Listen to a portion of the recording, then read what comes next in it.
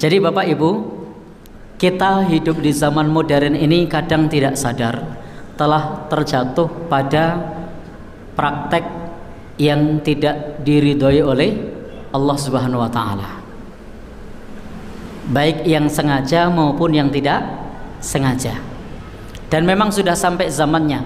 Nabi pernah bersabda, la ya'tiyanna 'alan nasi zamanun, akan datang pada satu manusia suatu zaman, la yubalil mar'u bima akhadal mal, yang orang itu tidak peduli lagi dari mana mengambil hartanya, amin halal amin haram, apakah hartanya tersebut diambil dari yang halal atau diambil dari yang haram. Yang pertama, seseorang terjatuh di situ karena tomak. Tahu tomak? Tomak itu rakus. Bahasa Banyumasnya apa? Sama. Baik. Jadi tamak ya. Baik. Jadi seseorang terjatuh pada yang haram itu karena tamak. Saya kasih contoh. Korupsi. Orang yang korupsi itu sudah tahu belum kalau korupsi haram? Sudah tahu. Baik. Berarti dia karena tamak atau karena kepepet? Karena tamak. Bapak Ibu yang jadi pegawai atau birokrat, ada diklat 5 hari, dijalankan cuma 2 hari. Tanda tangannya berapa hari? 5 hari. Pesangonnya berapa hari? Tahu enggak kalau itu korupsi? Tahu. Tapi ditandatangani enggak? Tanda tangani. Uangnya diambil enggak? Oh iya. Berarti karena apa? Iya. Baik. Ini Bapak Ibu loh yang bilang, bukan saya loh. Nah. Jadi hari ini banyak orang terjatuh pada yang haram bukan karena tidak tahu, tetapi karena tomak, karena tamak atau rakus. Dan sekarang kalau kita melihat berita korupsi, orang yang korupsi itu rata-rata orang yang mampu. Pernah dengar enggak? Seorang tukang sapu terlibat korupsi miliaran rupiah. Belum pernah kan? Yang kita dengar apa? Pejabat. Apa lagi? Birokrat. Apa lagi? Anggota dewan, menteri. Kira-kira mereka gajinya kalau untuk beli beras cukup apa enggak? Cukup. Kenapa masih korupsi?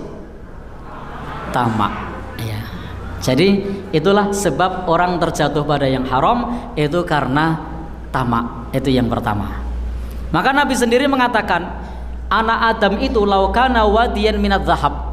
Kalau anak Adam itu punya 2 lembah emas, maka dia menginginkan yang ketiga. Dan kita sekalipun yang bukan pejabat, yang bukan birokrat, itu tidak menjamin bisa terbebas dari korupsi ini. Kenapa? Karena kita manusia tanpa memiliki landasan keimanan yang kuat, yang dominan adalah hawa nafsu. Baik, kita singkat saja karena nanti kita tinggal 30 menit lagi sudah adzan. Jadi singkat saja. Nah, yang kedua, kenapa manusia terjatuh pada yang haram? Karena tidak tahu. Nah, bagian ini lebih baik. Dia terjatuh kepada yang haram karena tidak tahu atau karena jahil. Sehingga untuk kategori yang pertama itu obatnya susah. Karena yang pertama itu dorongannya adalah hawa nafsu. Yang pertama tadi orang terjatuh pada yang haram karena syahwat. Syahwat perut, syahwat tahta, harta, wanita. Berat. Tapi bagian yang kedua, terjatuh pada sesuatu yang haram itu karena minim ilmu. Maka untuk yang pertama tadi obatnya iman. Jadi ketamakan tadi, syahwat harta, tahta, wanita, itu obatnya apa? Iman. Karena sudah tahu tapi masih terus melakukan yang haram, maka obatnya adalah iman. Perkuat, pertebal keimanan. Nah, untuk yang kedua, orang terjatuh pada yang haram itu karena tidak tahu, maka obatnya adalah ilmu. Jadi penyakitnya manusia itu tidak jauh-jauh dari yang pertama syahwat, yang kedua syubhat. Kalau syahwat atau hawa nafsu itu obatnya iman. Kalau syubhat atau disebabkan samar-samar atau tidak tahu atau bodoh, itu obatnya ilmu. Maka sahabat Ali itu pernah berkata, manit tajaro qabla ayatafaqaha fiddin faqadir tatoma fir riba thummar tatoma. Apa kata sahabat Ali tadi? Barang siapa yang berdagang, yang berniaga, dan dia belum belajar ilmu agama, maka akan terjatuh dalam riba, kemudian terjatuh lebih dalam lagi, lebih dalam lagi. Kenapa? Karena tidak belajar ilmu agama, maka terjatuh dalam riba. Maka sebelum berdagang, belajar dulu ilmu agama, ilmu tentang transaksi halal dan haram, supaya tidak terjatuh dalam transaksi riba. Apalagi Nabi pernah mengingatkan. Apa kata Nabi? Nanti akan ada satu masa semua manusia itu akan memakan harta riba. Faman lam yakulhu, barang siapa yang tidak makan riba, asobahu min ghubarihi, maka dia akan terkena debu-debunya. Jadi nanti ada satu masa jika orang itu tidak memakan harta riba, maka dia akan kena debu-debu riba. Masa itu sudah datang apa belum? Sudah. Jadi andai kita berusaha untuk menjauhi riba, maka kita tetap akan terkena debu-debu riba. Maka Nabi mengingatkan bahwa satu masa itu faman lam yakulhu asobahu min ghubarihi. Barang siapa yang berusaha untuk tidak makan riba, dia masih kena debunya. Dan dulu di zaman kekhalifahan itu memang para pedagang itu disertifikasi. Maksudnya bagaimana? Mereka yang tidak paham ilmu muamalah, yang tidak paham ilmu akad yang halal, itu tidak boleh berdagang di pasar. Maka sahabat Umar itu menyampaikan, apa kata sahabat Umar? La yabi fi suqina illa man qad tafaqqaha fiddin. Jangan berdagang di pasar kami kecuali orang yang sudah belajar ilmu agama. Selama tidak dilarang oleh Rasulullah SAW, selama tidak dilarang oleh Allah Subhanahu wa taala dan Rasulnya, maka jual beli itu pada prinsipnya adalah halal. Baik, sekarang zalim. Kita ambil contoh zalim dulu, lalu gharar, lalu riba. Sekilas mawon nggih. Nanti bisa dilanjut ditanya jawab untuk pendalaman. Yang pertama adalah zalim. Contoh zalim apa? Nabi mengatakan, la yahillu li muslimin. Tidak halal bagi seorang muslim ba'a li akhihi bai'an. Seorang muslim menjual dagangan kepada saudaranya. Fihi aibun, yang barangnya itu terdapat cacat. Illa bayyanahu, kecuali menjelaskan cacatnya. Jadi tidak halal bagi seorang muslim menjual barang yang barang tersebut terdapat cacat sementara tidak menjelaskannya. Karena kalau tidak dijelaskan, maka orang yang membeli tadi terzolimi karena barangnya cacat. Maka kalau ingin jual beli kita halal, kalau barang kita terdapat cacat, dikasih tahu. Bapak Ibu, ketika kita punya sepeda motor atau punya sepeda patah karena tabrakan, lalu kemudian kita las, ditawarkan di sosial media, lalu kemudian ada yang tanya, minusnya apa lur gitu, kita jawab enggak kalau patah lalu dilas? Atau diem aja? Diem aja? Kok diem aja? Hadisnya tadi mengatakan gimana? Tidak halal bagi seorang muslim menjual dagangan yang dagangannya terdapat cacat kecuali menjelaskannya. Maka harusnya dijelaskan kalau barangnya terdapat cacat. Tapi ternyata memang naluri kita, meskipun itu sudah tahu, kadang milih diam saja. Berarti sebabnya yang mana? Yang pertama apa yang kedua tadi? Yang pertama. Apa yang pertama tadi? Hawa nafsu, toma. Kalau yang kedua? Tidak tahu. Baik. Di zaman Nabi pernah ada penjual gandum yang di dalamnya basah, di luarnya kering. Maka Nabi SAW memasukkan tangannya ke dalam. Setelah itu kemudian Nabi bertanya kepada yang jualan itu, kenapa tidak ditampakkan yang basah? Nah, kenapa ini basah? Apa kata Nabi? Kata Nabi, kenapa ini basah? Maka kemudian orang ini mengatakan, asobathus sama ya Rasulullah, tertimpa hujan. Kalau bahasa Jogjanya terocoh. Kalau di sini apa? Oh sama. Jadi saya pikir kalau di sini pakai A jadi teracah. Sama ya? Oh baik. Karena saya sempat ngobrol sama teman-teman di sini, bedanya itu kalau Jogja pakai O, kalau di sini pakai A. Berarti kalau terocoh cepat, tetap sama ya? Oh iya. Jadi asobathus sama ya Rasulullah, karena kena hujan, terocoh, atapnya bocor. Lalu Nabi menyarankan agar bagian yang basah itu tidak disembunyikan. Baik. Intinya kita tidak boleh melakukan transaksi membuat orang lain terzalimi. Itu dua contoh.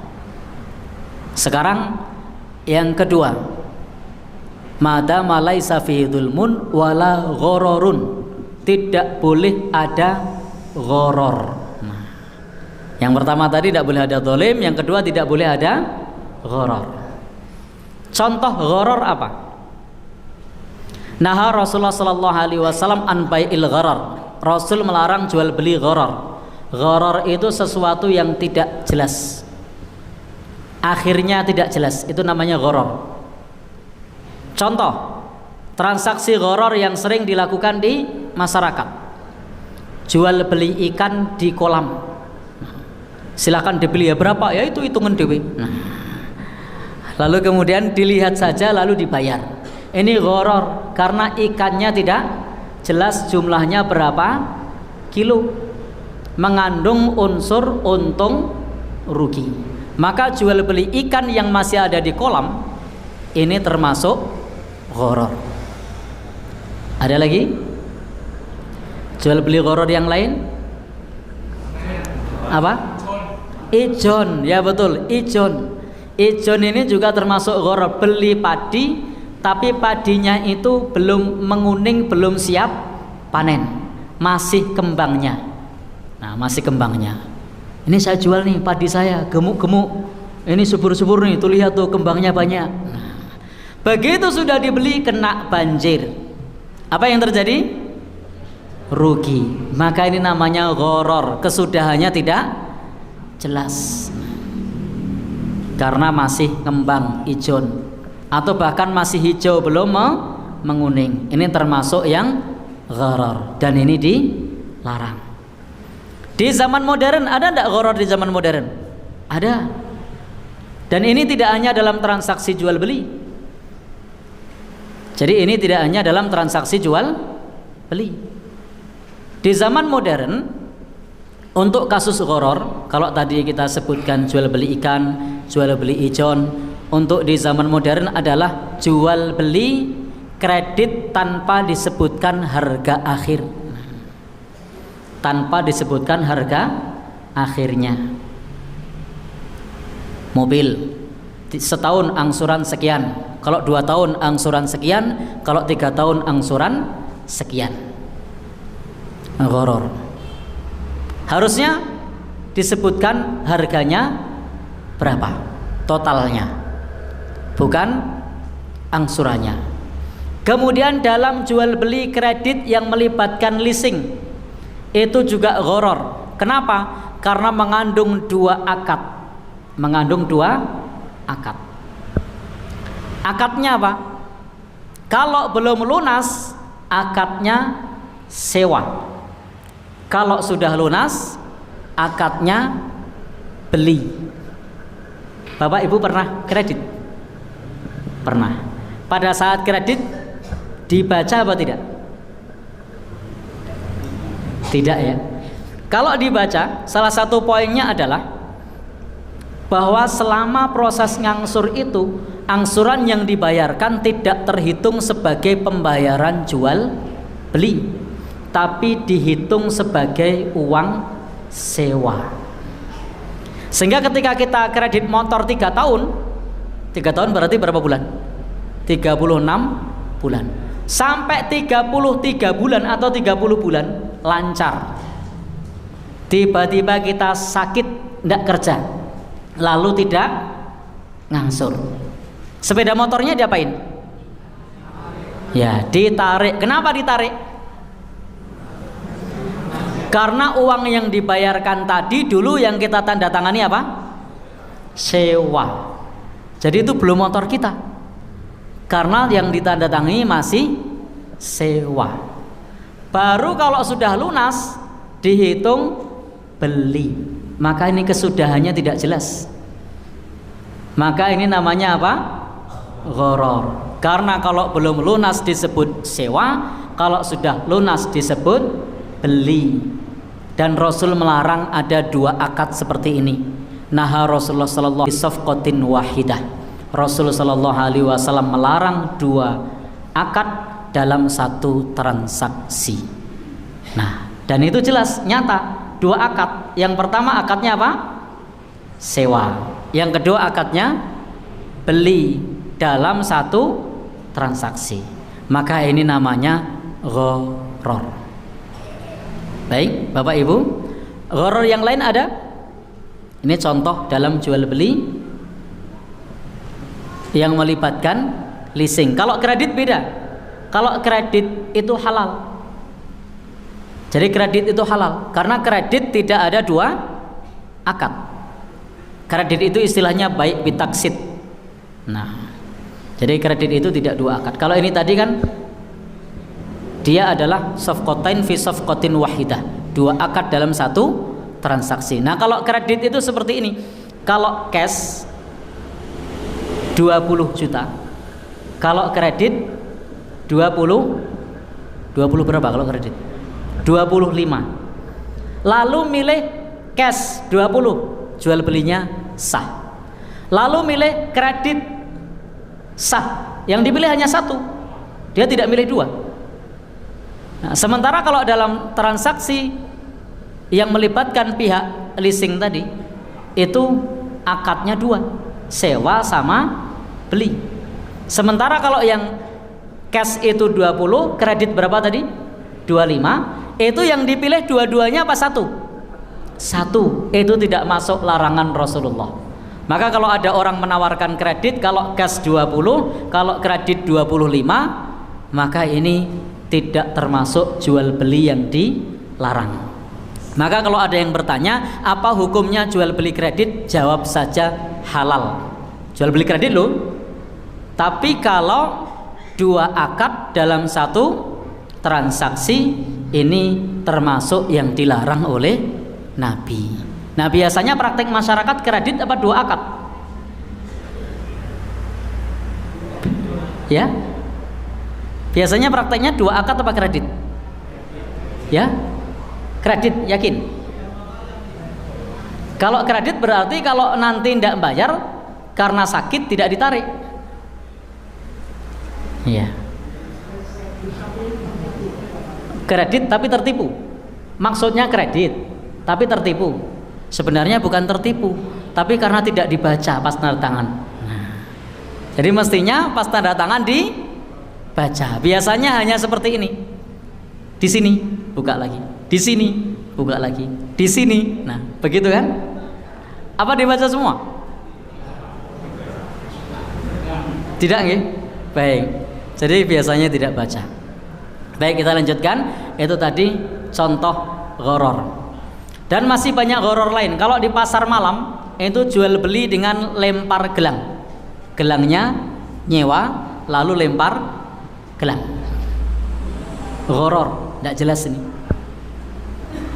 Atau juga yang sering terjadi adalah di masyarakat kita ada jalan sehat. Jalan sehat. Lalu kemudian di situ ada hadiahnya. Hadiahnya apa? Sepeda ontel, sepeda motor. Tapi masyarakat yang ikut jalan sehat itu bayar.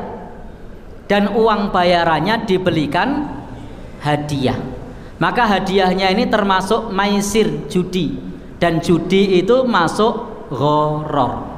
Dia bisa masuk bukan bagian dari judi jika pesertanya gratis atau hadiahnya tidak diambilkan dari uang pendaftaran. Biasanya hadiahnya dari mana?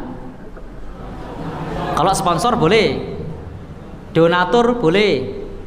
Tapi kalau hadiahnya dari uang pendaftaran, maka itu gharar, itu maisir, itu judi.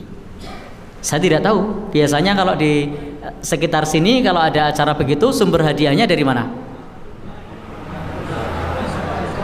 Ya? Dari pendaftaran? Oh, dua-duanya. Berarti harta yang tercampur. Nah, karena dua-duanya. Baik. Jadi harta yang tercampur. Maka idealnya bagaimana kalau jalan sehat? Uang pembayaran bisa untuk fasilitas snack, bisa untuk kaos, bisa untuk apa lagi? Intinya kembali ke peserta. Tetapi sumber hadiah harus sifatnya hibah, pemberian. Karena dalam hibah itu tidak ada gharar. Jadi dalam hibah itu tidak ada gharar.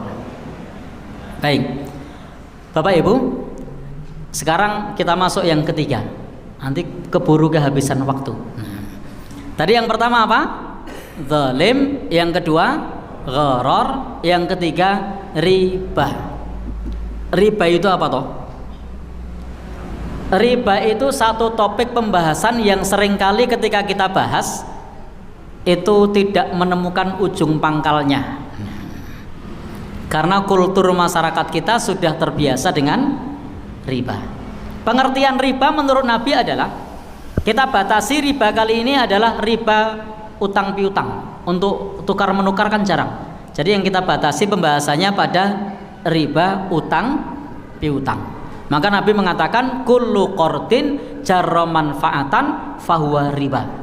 Setiap pinjaman, ketika si pemberi pinjaman itu mendapatkan keuntungan dari meminjamkan uang, maka keuntungannya itu adalah riba.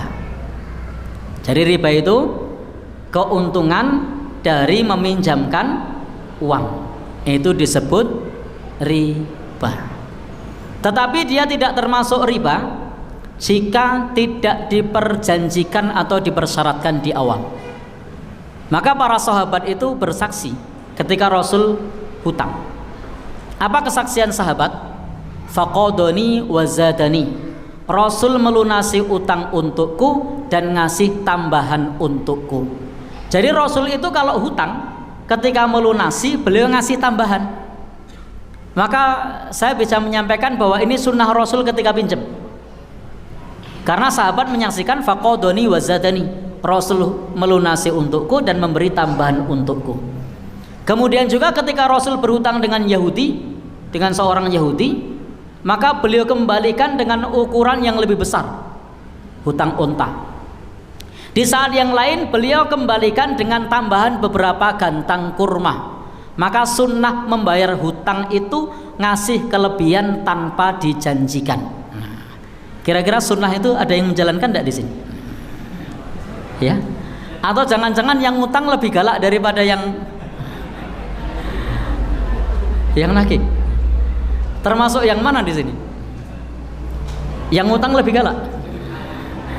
Baik. Jadi intinya yang ngutang tadi, karena Rasul pernah hutang, dan ketika Rasul hutang, Rasul ngasih tambahan dan tidak dipersyaratkan. Artinya apa? Sunnahnya bagi orang yang berhutang itu memberi tambahan tanpa ada perjanjian di awal. Nah, kalau diperjanjikan di awal maka itu adalah riba dan itu dilarang di dalam agama kita. Dan itu riba ini menurut sahabat Ibnu Umar itu bisa berupa hadiah. Bisa berupa hadiah. Maka kata sahabat Ibnu Umar, kalau ada orang datang ke rumah kita bawa bingkisan. Jadi kalau orang Jawa itu bahasa yang paling ribet, yang paling ruwet tuh kalau mau pinjam utang. Jadi tidak langsung nembung. Dia silaturahim dulu, bawa bingkisan. Setelah bingkisannya dibawa masuk oleh istrinya begitu, nah baru ngomong, saya mau cari pinjaman. Nah, padahal bingkisannya sudah dibawa masuk. Akhirnya ndak enak kalau ndak ngasih pinjaman. Maka bingkisan seperti ini tadi menurut sahabat Ibnu Umar adalah riba karena termasuk keuntungan dari meminjamkan uang. Lalu solusinya bagaimana? Sahabat Ibnu Umar mengatakan solusinya pada saat pelunasan kembalikan bingkisannya atau potong hutangnya senilai bingkisan. Ya kalau bingkisannya masih sesuatu yang mentah gitu, yang bisa lama gitu, tidak apa-apa dikembalikan. Tapi kalau bingkisannya ini sate begitu, ya maka potong hutangnya senilai satenya. Karena ini termasuk keuntungan dari meminjamkan uang. Termasuk keuntungan di sini bisa berupa menaikkan di atas hewan tunggangan, kecuali hal tersebut sudah berjalan sebelumnya ketika belum terjadi transaksi utang piutang. Suara apa ini? Bukan jam kan? Nah, baik. Kita lanjut. Maka kata Nabi, ketika ada orang yang memberikan tawaran kepada kita untuk naik dan orang tadi sedang terjadi utang piutang kepada kita, maka perhatikan apakah sebelumnya orang tersebut memberikan tumpangan kepada kita atau tidak. Jika sebelumnya tidak memberikan tumpangan kepada kita, maka fala yarkab ma'ah, jangan naik bersamanya, karena itu termasuk keuntungan dari meminjamkan uang. Jadi sebelum pinjam uang itu kalau lagi naik motor dia ndak naikkan kita, jadi cuma paling klakson dit gitu aja, atau nyapa assalamualaikum sudah sambil lalu. Tapi setelah pinjam uang langsung kemudian berhenti, Pak bareng. Nah, maka apa kata Nabi? Jangan naik bersamanya, karena itu termasuk keuntungan dari meminjamkan uang. Nah, karena sebelumnya tidak begitu. Kecuali sebelumnya sudah seperti itu, maka tidak apa-apa, karena tidak termasuk keuntungan dari meminjamkan uang. Dan Bapak Ibu, di zaman modern ini juga sering ada transaksi ribawi yang tidak kita sadari. Misalnya jual beli online, dibedakan antara deposit sama cash. Kalau deposit itu ada bonus, kalau cash tidak ada bonus. Ini cuma ilustrasi ya. Maka ketika deposit kemudian dikasih bonus, maka itu sama saja keuntungan dari meminjamkan uang. Karena ketika kita deposit itu kita meminjamkan uang. Tetapi tidak termasuk riba jika deposit dan cash sama-sama dapat bonus. Biasanya sama-sama dapat bonus atau kalau hanya deposit saja? Saya tidak tahu. Kalau deposit dapat bonus, kalau cash tidak dapat maka itu riba. Tapi jika deposit dapat bonus, cash juga dapat bonus yang sama, itu bukan riba. Biasanya sama apa beda? Yang sering online? Ya, enggak tahu saya. Ya? Oh iya. Baik, sudah pada tua jadi tidak online ya. Ini yang muda-muda banyak nih. Gimana Pak? Oh, seringnya cash. Ya. Jadi intinya kalau deposit itu dapat tambahan, tapi kalau cash itu tidak, maka itu riba. Tapi kalau deposit sama cash sama-sama dapat bonus atau sama-sama tidak dapat bonus, maka itu tidak riba.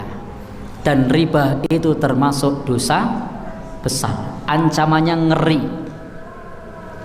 Dosa riba yang paling ringan itu adalah ityanur rajul ummahu, seorang anak yang menzinai ibunya. Itu dosa riba yang paling ringan. Bahkan dalam hadis yang lain disebutkan a'dhamu indallah fil khoti'ah. Jadi 1 dirham yang diperoleh dengan cara riba itu lebih besar dosanya di sisi Allah min sittin wa salasina zaniyah, dibandingkan berzina 36 kali. 1 dirham itu berapa sih? 1 dirham itu kalau sekarang sekira, ya bisa naik bisa turun, kira-kira 75.000. Jadi kalau kita dapat keuntungan dari riba 75.000, maka dosanya setara berzina min sittin wa salasina zaniyah. Berapa tadi? 36 kali berzina. Maka supaya transaksi kita halal, jauhi zalim, jauhi gharar, jauhi riba. Itu nanti prakteknya di masyarakat macam-macam itu. Tapi ini secara global itu sudah bisa ditangkap nggih. Jauhi zalim, jauhi gharar, jauhi riba. Billahi taufik wal hidayah. Wassalamualaikum warahmatullahi wabarakatuh. Subhanakallahumma bihamdika asyhadu an la ilaha illa anta astaghfiruka wa atubu ilaik.